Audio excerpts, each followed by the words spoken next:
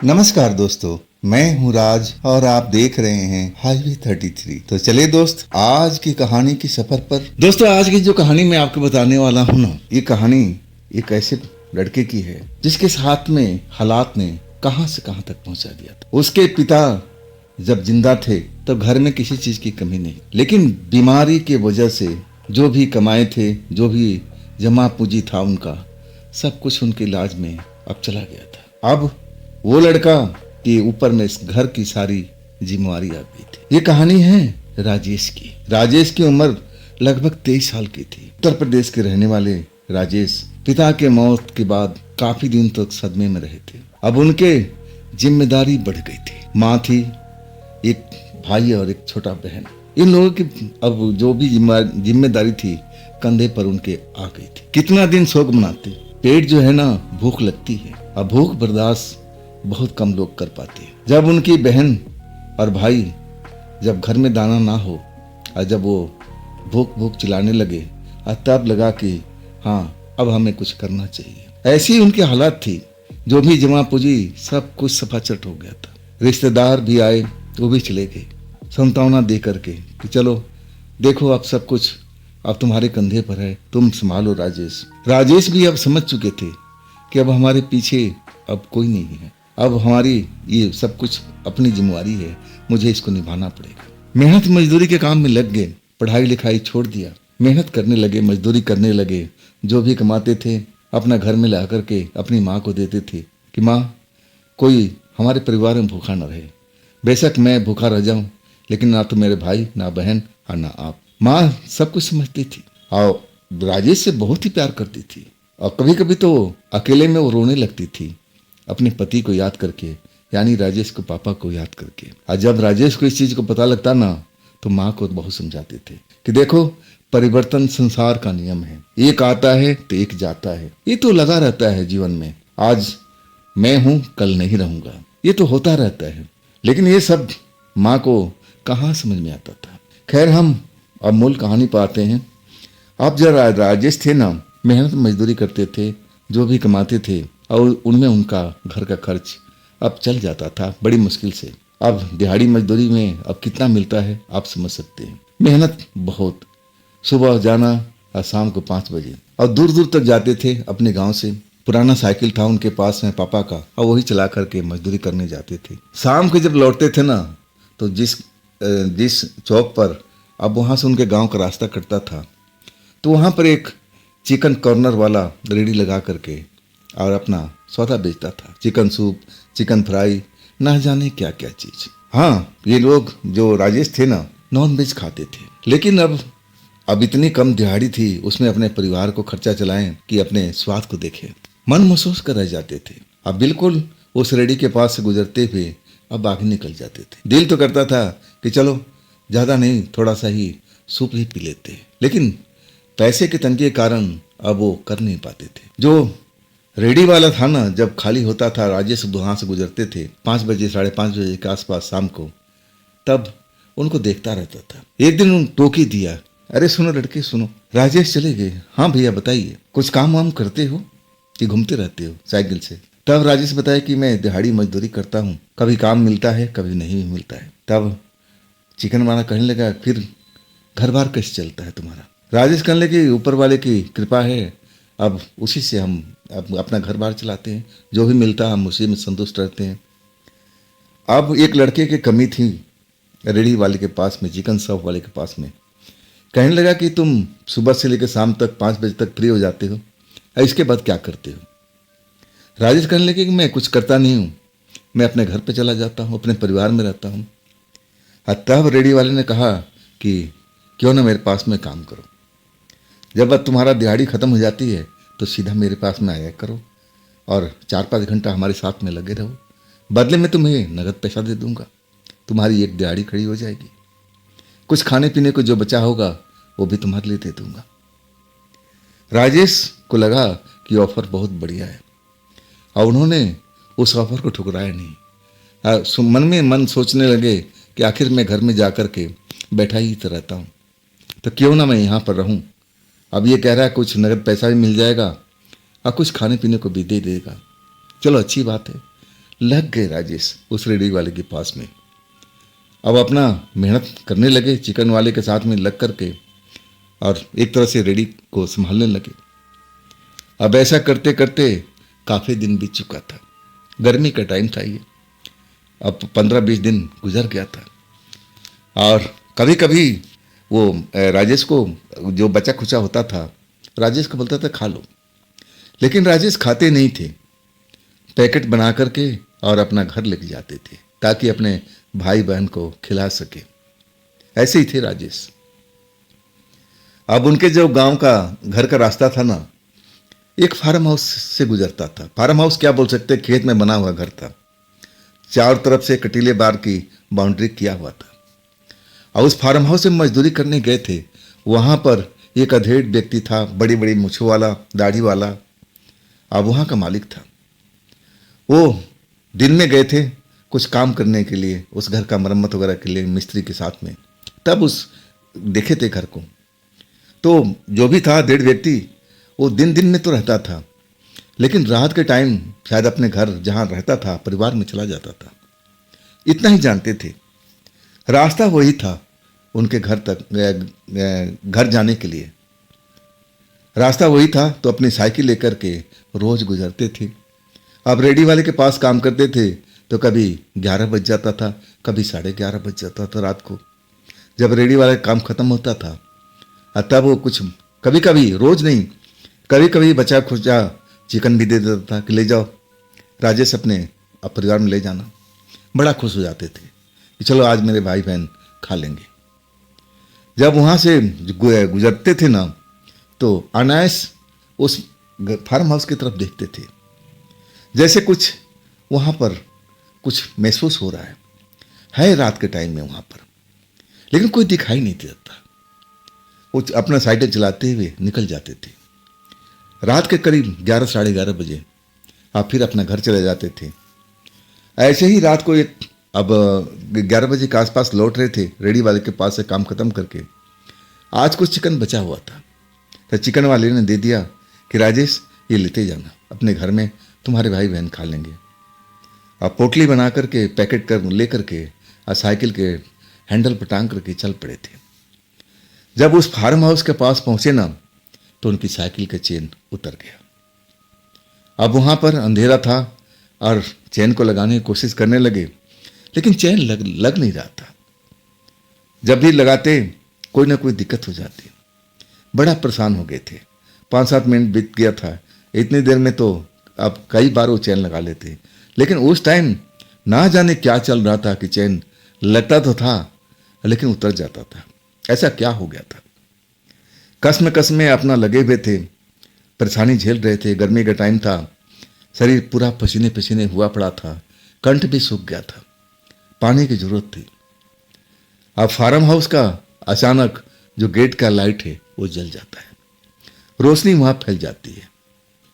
तब देखते हैं कि अरे ये रोशनी किसने किया, इस घर में तो कोई रहता नहीं था। तब देखते हैं तो एक जवान लड़की वहां खड़ी है गेट पर और राजेश की तरफ देख रही है। लाइट जलने के बाद थोड़ा काम उनका आसान हो गया। चेन लगा दी है, लेकिन पसीने से लथपथ थे और वो भी लड़की की तरफ देख रही है। राजेश भी देख रहे थे। जब चेन लग गया तो लड़की के पास पहुंचे और उसको धन्यवाद बोले कि आपने मेरी तो मदद किया, अगर आप लाइट नहीं जलाते तो मैं चेन लगा नहीं पाता।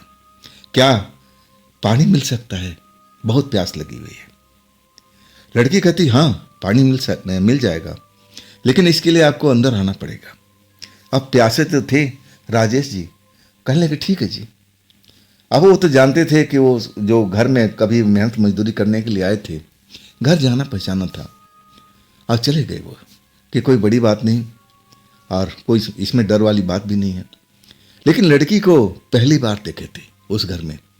उन्होंने सोचा कि जिस शख्स के पास काम किए थे, 1.5 साल दिखने वाला व्यक्ति, शायद उसकी रिश्तेदार होगी, बेटी में होगी, भतीजी होगी, कोई और होगी, लेकिन होगी उसी का रिश्तेदार। चलो इससे अब डरने वाली क्या बात है। राजेश बड़ा सीधा साधा इंसान थे, पराई लड़की के तरफ, पराई औरत की तरफ देखते भी नहीं थे। जो उनको माँ बाप ने संस्कार दिया था, वो संस्कार को निभा रहे थे। लड़की से अब दूर दूर चल रहे थे। लड़की अपने घर के अंदर ले जा रही थी और कुछ बोलचाल नहीं हो रहा था। बस जो कुछ बोलचाल हुआ था गेट पर ही हुआ था। अब लड़की एक जगह आके रुक जाती है। घर तो अच्छी तरह से देखा भला था राजेश को, वो तो कोई भूलने वाली बात नहीं थी। अब राजेश कहती कि आप 2 मिनट बैठ जाइए, मैं आपके लिए ठंडा पानी लेके आती हूँ। राजेश एक बेंच पर बैठ जाते हैं, इंतजार करने लगते हैं। लेकिन लड़की गई, 5-7 मिनट बीत चुका है और वो लौट के नहीं आई। राजेश ना जाने उनका दिल घबराने लगा कि इस घर में अकेली लड़की लग रही है, वो अधीर देखने वाले व्यक्ति तो है नहीं, या हो सकता है कि वो सोए हुए हो, या हो सकता है कि आज यहीं पर हो। कई तरह का मन में विचार चल रहा था राजेश का। और तभी वो लड़की गिलास में अब पानी लेके आई कि लीजिए ठंडा पानी है, थोड़ा आने में देर हो गई। राजेश पानी लेकर के और गटागट पी लिए। पानी पी करके अब थोड़ा उनको राहत महसूस हो रही थी। और वो जो साइकिल पर अपना लिफाफा टांग रखे थे, अब वो अपना हाथ में पकड़े हुए थे। खुशबू उसमें से अब ये मसालों का निकल रहा था। लड़की कहने लगी इसमें थैली में क्या लिए हुए हैं। तब राजेश बताया कि इसमें अब कुछ चिकन वगैरह है, मैं चिकन का काम करता हूँ ना, तो बच जाता हो तो मैं लेते जाता हूँ अपने परिवार के लिए। लड़की बड़ा अब एक तरह से उस चिकन को थैली को देख रही थी। कह रही थी कि मसाले खुशबू तो बहुत बढ़िया है, लाजवाब होगा। अब अनजाने में राजेश कहते हैं कि अगर आपको अच्छा लग रहा है तो आप रख लीजिए इसको। लड़की देरी नहीं करती है, उस लिफाफे को ले लेती हैं और राजेश के सामने ही खोल करके चिकन का स्वाद लेने लगती है। अब फिर कहती है तो बड़ा लाजवाब चिकन है, मैं ऐसा चिकन तो खाई नहीं हूँ, आपकी चिकन की दुकान है? राजेश से पूछने लगती है।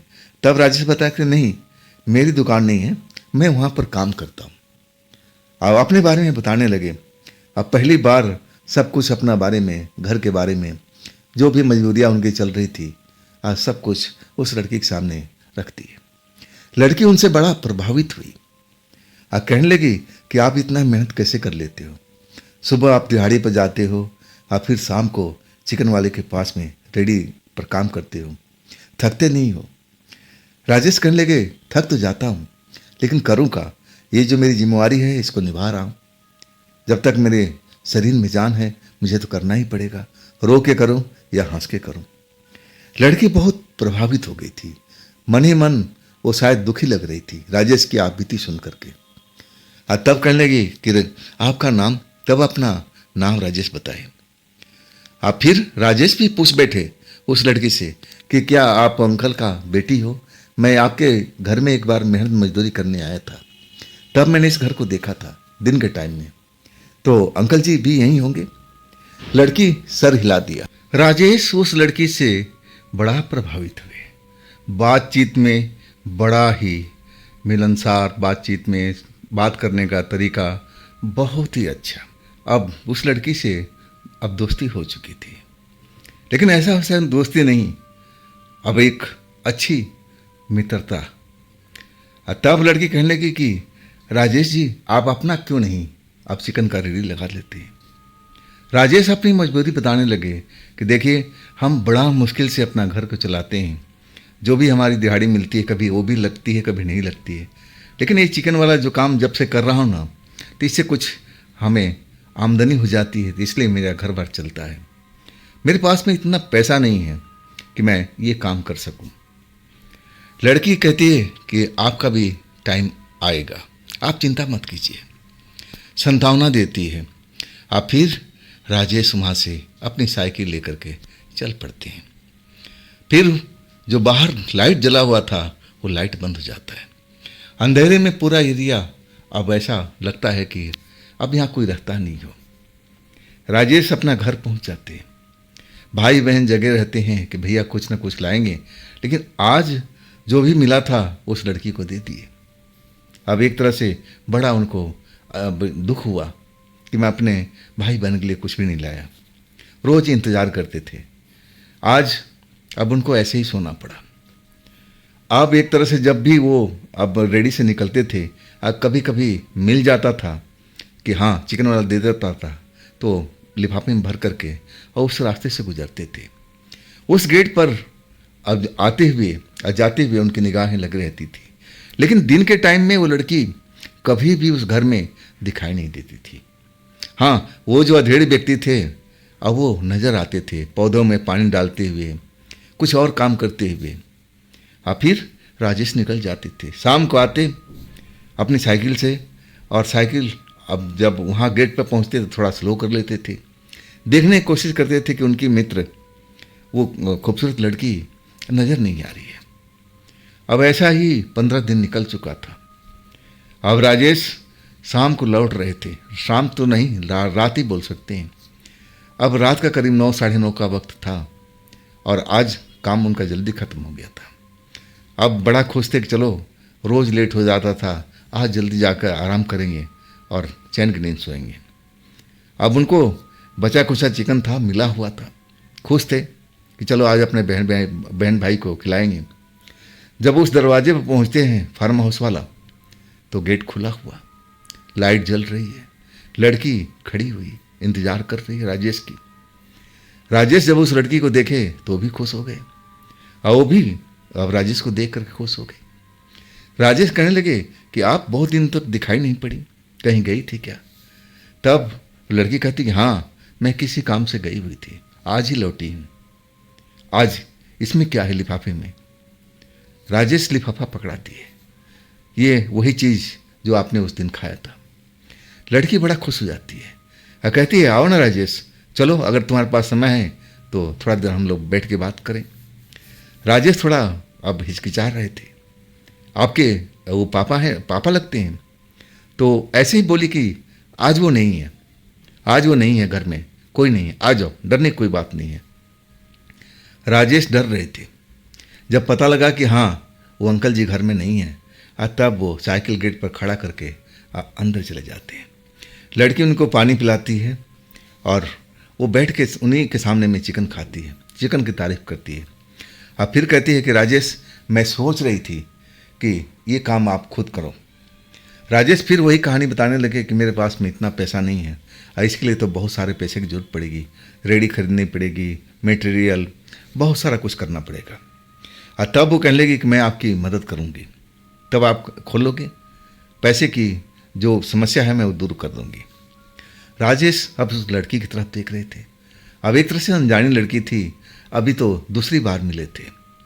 ये लड़की उन पर क्यों मेहरबान है, मन ही मन सोचने लगे, कहीं इसके दिल में कोई मेरे प्रति कुछ चल तो नहीं रहा। राजेश इसी बारे में सोच रहे थे। लड़की जैसे मन की बात अब जान चुकी हो, कहने लगे कि आप राजेश, जो दिमाग में आप समझ रहे हैं ना, वैसी कोई बात नहीं है, मैं आपकी मदद करना चाहती हूँ। अब राजेश लड़की की तरफ देख रहे हैं, लड़की राजेश की तरफ देख रही है। और तब लड़की कहती है कि आप चिंता मत करो, कल आप आओगे ना तो मैं इतना इंतज़ाम कर दूंगी कि आप खुद अपना काम खोल सको। तब आप कहना। अब राजेश अब सक्का पक्का एक तरफ से हक्का बक्का हो, सब कुछ हो चुके थे, समझ में नहीं आ रहा था कि उस लड़की को धन्यवाद कैसे बोलें। तब लड़की कहने लगी ना ना, ऐसी कोई ज़रूरत नहीं है, अब आप जाइए और कल आप जब लौटेंगे ना तो मैं आपको गेट पर मिलूंगी और तब मैं सारा इंतज़ाम कर दूंगी। राजेश मन ही मन खुश हो गए थे। लड़की उनको गेट तक छोड़ने आई। जब वो साइकिल पर सवार हो गए और जब चलने लगे तब वो लाइट बंद हो गई, फिर वो जगह अंधेरे से भर गई। घर गए तो भाई बहन तो जगह रहते थे कि भैया कुछ ना कुछ लाएंगे, लेकिन आज खाली हाथ थे, चुपचाप सो गए। सुबह अपने काम पर गए तो दिहाड़ी लगी नहीं, फिर घर लौट आए। माँ पूछने लगी क्या हुआ बेटा? माँ आज दिहाड़ी नहीं लगी। चलो कोई बात नहीं, आज आराम कर लो। माँ तो ऐसी होती है। शाम के टाइम अब चिकन की दुकान पर चले गए। जाते वक्त भी देख रहे थे, अब वहाँ पर जो लड़की होना चाहिए था घर में, जो उनको दिखाई दी थी, वो नज़र नहीं आ रही थी। वही अंकल थे जो कुर्सी डाल के बाहर बैठे हुए थे। हिम्मत नहीं पड़ी कि उनसे पूछ सके कि लड़की कहाँ है। वो अपने चिकन की दुकान पर चले जाते हैं, वहाँ काम करते हैं। अब फिर आज लेट हो जाता है, आज चिकन भी नहीं बचता है, चिकन भी ख़त्म हो जाता है। खाली हाथ लौटते हैं। जब वो अब उस गेट के सामने पहुँचते हैं तो लाइट जली हुई, वही लड़की उनका इंतजार कर रही है। जैसे ही राजेश की नज़र मिलती है, लड़की मुस्कुराती है और कहती है, आज खाली हाथ, आज चिकन नहीं लाए। तब राजेश कहने लगे कि आज चिकन बचा ही नहीं। तब वो कहने लगे, कोई बात नहीं, आओ राजेश, चलते हैं अंदर, 10 मिनट बैठते हैं, बातचीत करते हैं, और वो तुम्हारी समस्या मैंने हल कर दिया है, आओ अंदर ही सब कुछ बात करते हैं। राजेश चले जाते हैं। अब लड़की फिर पानी पिलाती है, बिठाती है, अब फिर आती है ना तो एक थैला लेकर के अब थैला पकड़ा देती है राजेश को। देखो, इसमें तुम्हारा काम हो जाएगा ना। राजेश उस मैले कुचेले थैले को देखते हैं, समझ में नहीं आता कि इस थैले में क्या है। लेकिन जब लड़की बार बार कहती है, अरे खोल कर देखो, पलट कर देखो, इसमें तुम्हारा काम चल जाएगा ना, बताओ मुझे। राजेश अब उसके कहे अनुसार थैला को पलटते हैं, तब उनकी आंखें चौंधिया जाती हैं। बहुत सारा पुराने नए नोट सब मिक्सअप उसमें भरे हुए हैं। इतना नोट तो कभी देखे भी नहीं थे।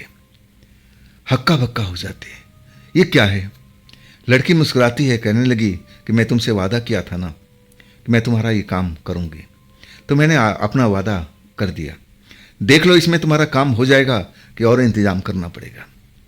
अब इतना सारा पैसा देख करके राजेश अब लड़की की तरफ देख रहे हैं, कभी पैसे को देख रहे हैं, और तब कहते हैं कि तो बहुत है, इसमें तो बहुत काम हो जाएगा। लड़की मुस्कुराती है और कहती है कि बस अपनी तैयारी कर लो, मैं चाहती हूँ कि तुम अपने पैरों पर खड़ा हो जाओ, और ये काम जो नौकरी करते हो अपना खुद का करो। हाँ, कभी कभी तुम्हारी दुकान पर चिकन बचे ना तो मेरे लिए ज़रूर लाना।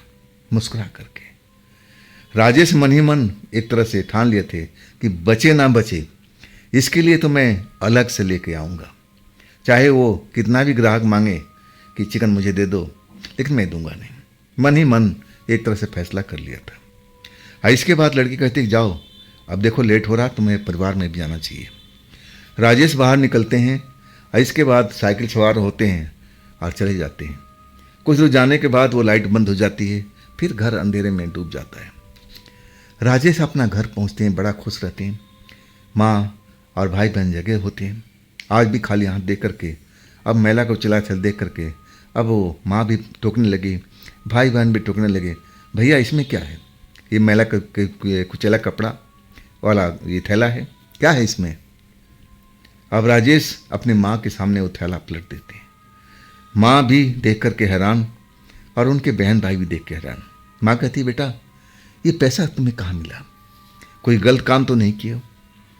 राजेश कहते हैं, नहीं माँ, ये मेरे किसी दोस्त ने दिया है, उधार ही समझ ले इसको, और चिकन का काम करने के लिए। अब एक तरह से पूरा घर में खुशी का माहौल हो जाता है। अब लोग जो उस घर में उदास रहा करते थे, इतना सारा पैसा आकर के सबके चेहरे चमकने लगे। छोटी बहन कह रही, भैया मेरे लिए कोई कपड़ा खरीद देना। राजेश कहते हैं, बिल्कुल बहन तेरे लिए मैं करूँगा। छोटा भाई भी कहता है कि भैया मुझे भी नया कपड़ा चाहिए। माँ डांटती है कि तुम लोग शांत रहो, अरे भैया आया है, खाने को पूछो, आराम तो करने दो। तब राजेश कहते, ना माँ, इनका हक है, ये तो मैं करना ही चाहता था, लेकिन मजबूरी थी और हमारे पास पैसा नहीं था। अब पैसा आ गया है तो मैं सबसे पहले इनके लिए कपड़े, इसके बाद मैं सब कुछ घर का काम करूँगा, अपना दुकान का काम करूँगा। अगले दिन पहला काम वो करते हैं, अपने बहन के लिए कपड़ा लेते हैं, अपने भाई के लिए कपड़ा लेते हैं, जूते लेते हैं, चप्पल लेते हैं, और तब अपना रेडी का काम अब करने का सोचते हैं।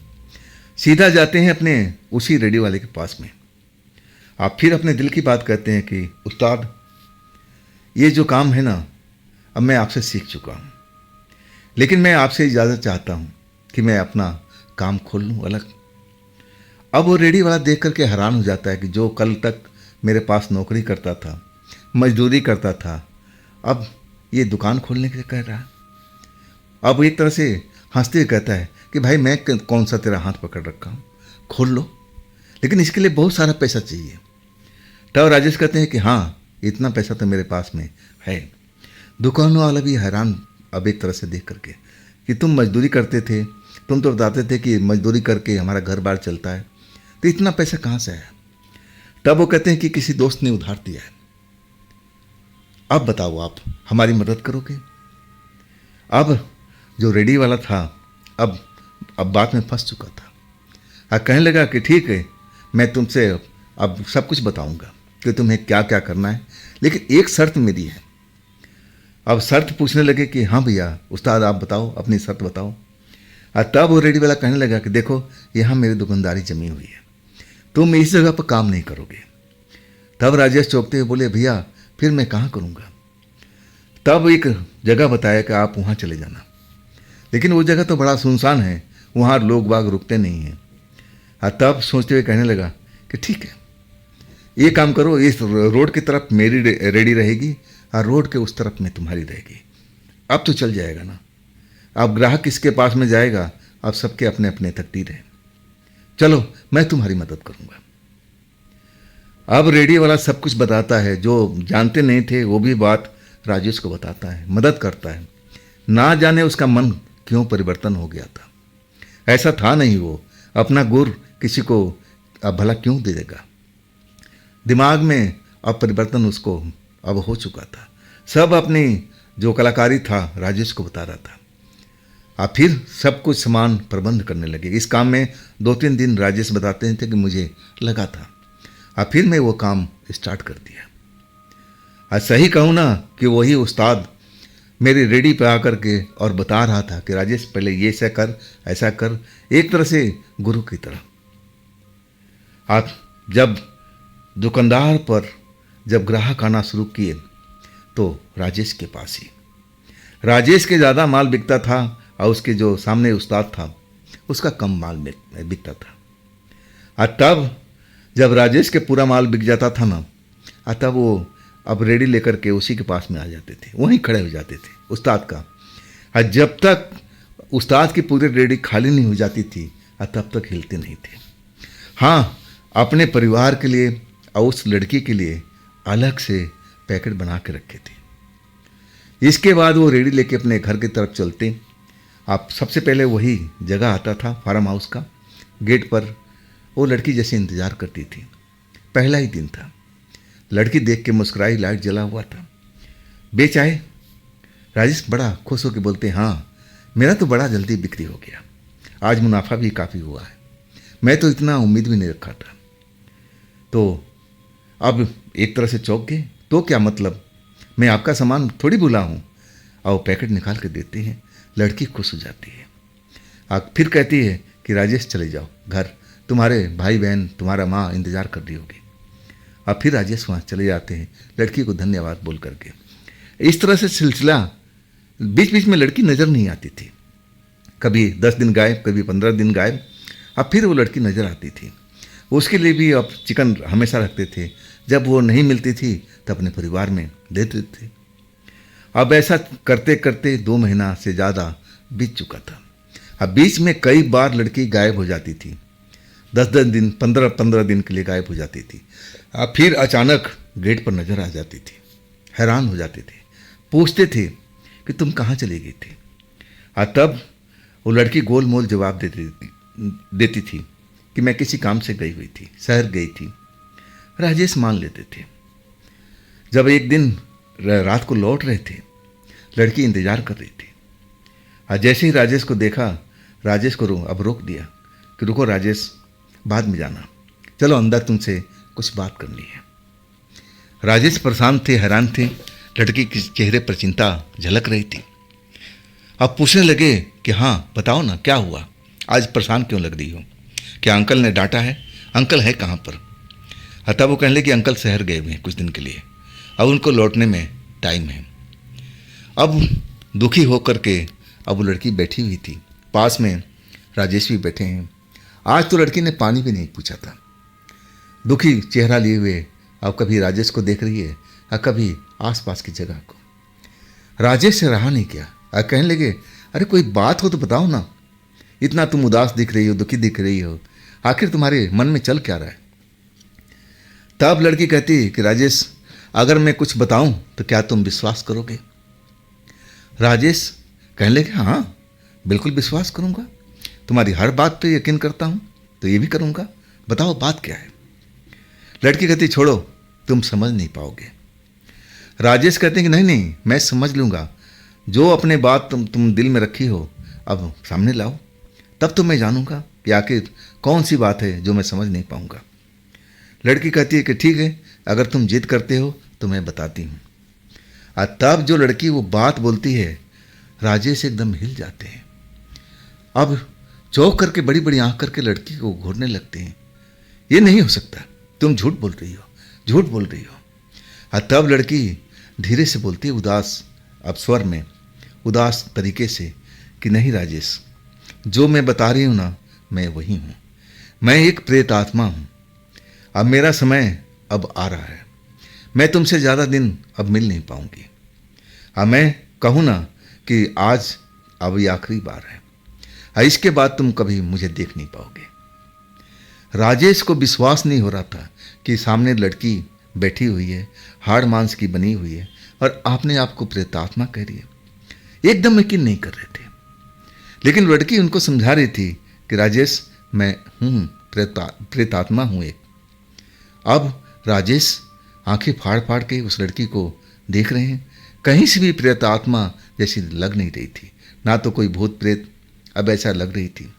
राजेश कहने लगे, क्यों मजाक कर रही हो, मुझे क्यों डरा रही हो, मैं डरता नहीं हूँ।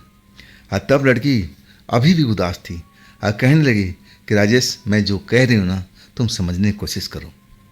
मेरा वक्त आ गया है, अब तुमसे मिल नहीं पाऊंगी, और तुम मुझे अब यहाँ पर इंतज़ार भी मत करना, और ना मेरे लिए तुम चिकन लाना।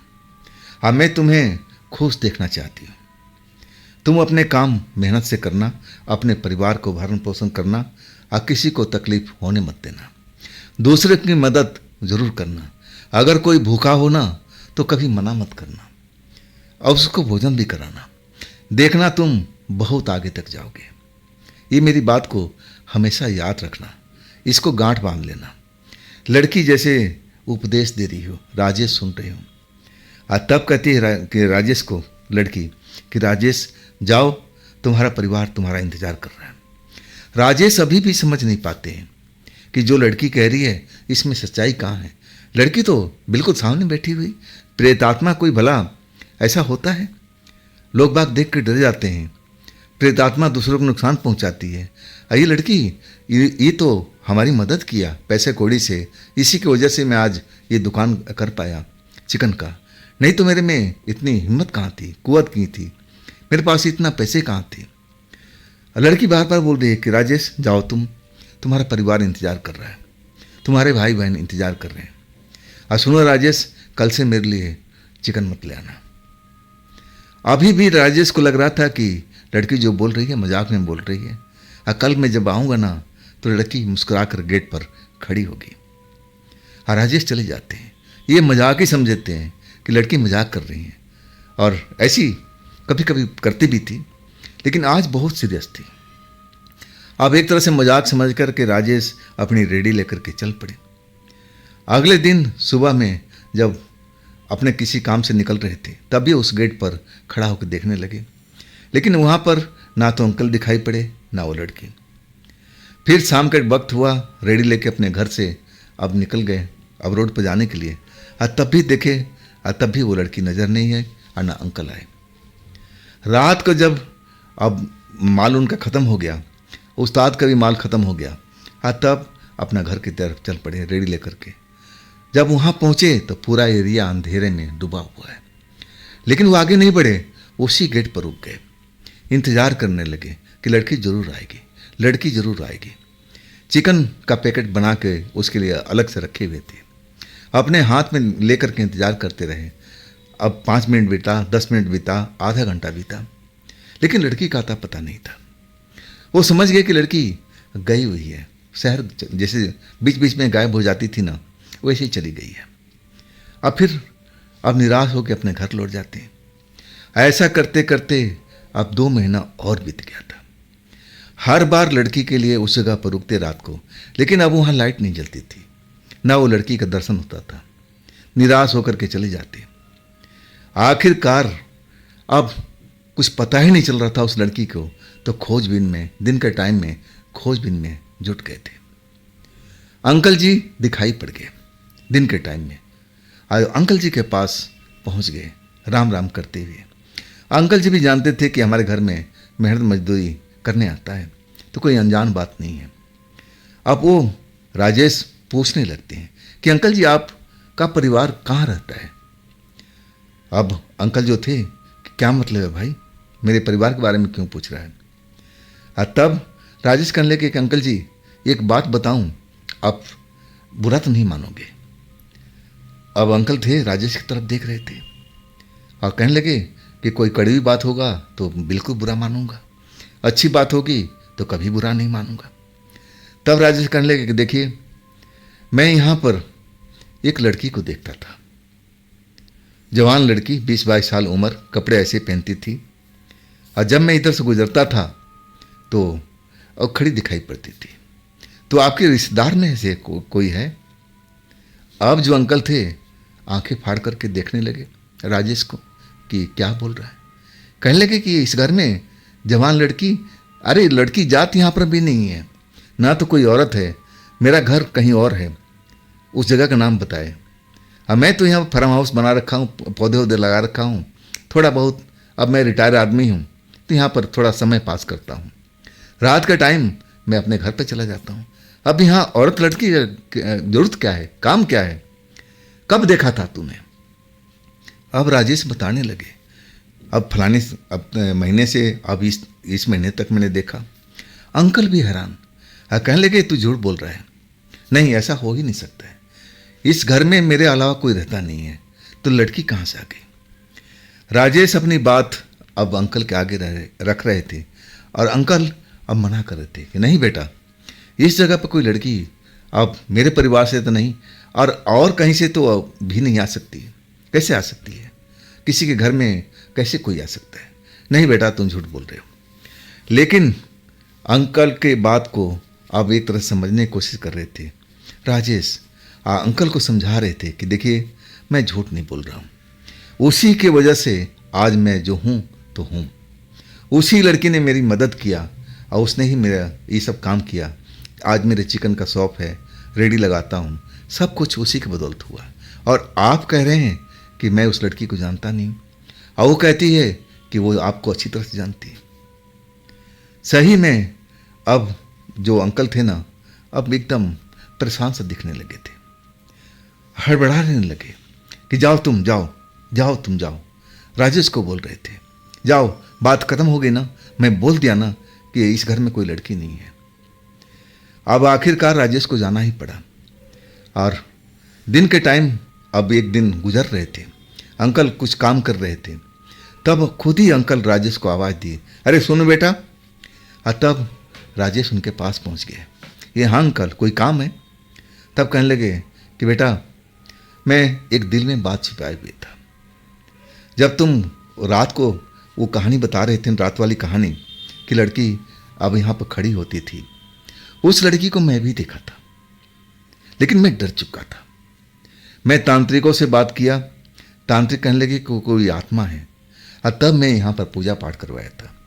और इसके बाद वो लड़की दिखनी बंद हो गई थी, लेकिन फिर मैं एक शाम को ही उसको देख लिया था। फिर मैं तांत्रिक के पास पहुँचा, फिर उन्होंने आकर के पूजा पाठ किया, और तब वो लड़की दिखनी बंद हो गई थी। हाँ, मुझे तब लगा था कि वो लड़की अब सदा के लिए गायब हो गई है, वो एक प्रेत आत्मा थी।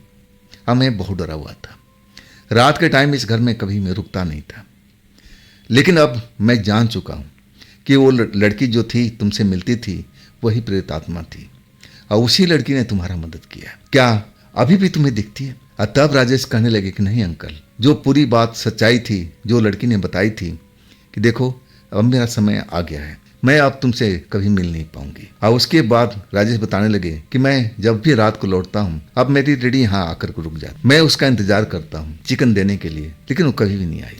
वास्तव में जब अंकल की बात पूरा हुआ, राजेश भी समझ गए थे कि जो लड़की ने बताया था वो सही बात, वो एक प्रेत आत्मा थी, इसलिए कभी कभी नहीं दिखाई देती थी। जब वो अंकल कोई तांत्रिक को ले आते थे और उस घर में पूजा पाठ करते थे, और तब वो लड़की कुछ दिनों के लिए गायब हो जाती थी। और जब उसका प्रभाव कम होता था पूजा पाठ का, और तब वो लड़की फिर उस जगह पर दिखाई देने लगती थी। तो दोस्तों ये थी आज की कहानी। ये कहानी आपको कैसी लगी कमेंट में जरूर बताइएगा। दोस्तों ये भी चैनल आप ही का है, तो इसको भी आप लाइक कीजिए, सब्सक्राइब कीजिए और अपने दोस्तों को शेयर भी कीजिएगा। फिर मैं कल मिलता हूँ एक अच्छी कहानी के साथ में, और कल की रात इसी टाइम पर, इसी चैनल पर। आप लोग अपना ख्याल रखिएगा। नमस्कार।